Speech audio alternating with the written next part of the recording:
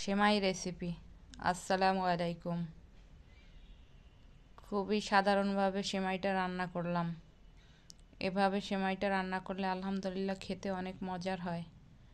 সেমাইটা রান্না করতে বেশি একটা ঝামেলা নেই বা উপকরণ বেশি লাগে না, কিন্তু খেতে আলহামদুলিল্লাহ অনেক টেস্টি হয়। তাই একটি তাওয়ায় একটু বেশি পরিমাণে বাদাম ভেজে নিচ্ছি। বাদামটা ফেটে গেলে বাদামটা তুলে নেব, অর্থাৎ তখন মনে হবে যে বাদামগুলোর খোসা উপর থেকে উঠে যাবে। এখন একটা বাটিতে বাদামগুলো ঢেলে ঠান্ডা করব। এরপরে এর থেকে খোসাটা খুলে ফেলব। এবার চুলার কড়াইয়ে 1.5 লিটারের মতো দুধ জাল দিতে দিলাম। একবার বলক আসার পরে 2টা তেজপাতা, 2 টুকরা দারুচিনি, 2টা এলাচ দিয়ে দিলাম। দিয়ে দুধটা জ্বালিয়ে নেব কিছুক্ষণ। এরপরে 1/2 কাপের মতো চিনি দিলাম। সামান্য একটু লবণ দিলাম। মিষ্টি জাতীয় জিনিসে আপনারা লবণ অ্যাভয়েড করতে পারেন, কিন্তু লবণটা দিলে মিষ্টির ব্যালেন্সটা ঠিক থাকে, তাই আমি একটু সাধারণ অল্প পরিমাণে দেই। এবার দুধের সাথে চিনিটা সুন্দরভাবে মিশিয়ে নিচ্ছি। অনেকক্ষণ জাল দেওয়ার পরে যে তেজপাতা, দারুচিনি, মশলাগুলো যা দিয়েছিলাম ওইগুলো তুলে নিলাম। দুধটা জাল দেওয়া শেষে কিছুক্ষণ নাড়িয়ে চাড়িয়ে কড়াইয়ে আবার বাটিতে ঢেলে নিলাম। দুধটা এখনও বেশ গরম, তাই দুধটা একটু চামচের সাহায্যে নেড়ে চেড়ে হালকা একটু ঠান্ডা করছি, বেশি একটা ঠান্ডা করব না।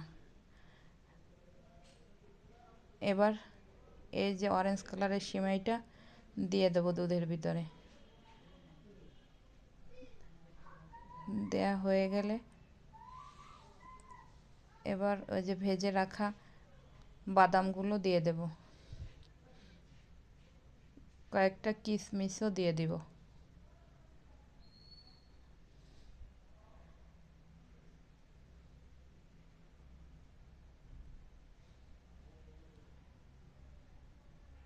কিশমিশ দেওয়া হয়ে গেলে এবার ঢাকনা দিয়ে রাখবো সিমাইটা। এরপরে ঢাকনা খুলে দেখব। দেখেন আমার দুধের পরিমাণটা কমে আসছে। আবার কিছুটা ভাজা বাদাম উপরে গার্নিশিংয়ের জন্য দিয়ে দিলাম। আলহামদুলিল্লাহ সিমাই রান্না অলমোস্ট ডান। সিমাইটা খুবই সাধারণ উপকরণ বা অল্প উপকরণে রান্না হয়, কিন্তু খেতে আলহামদুলিল্লাহ অনেক মজার হয়।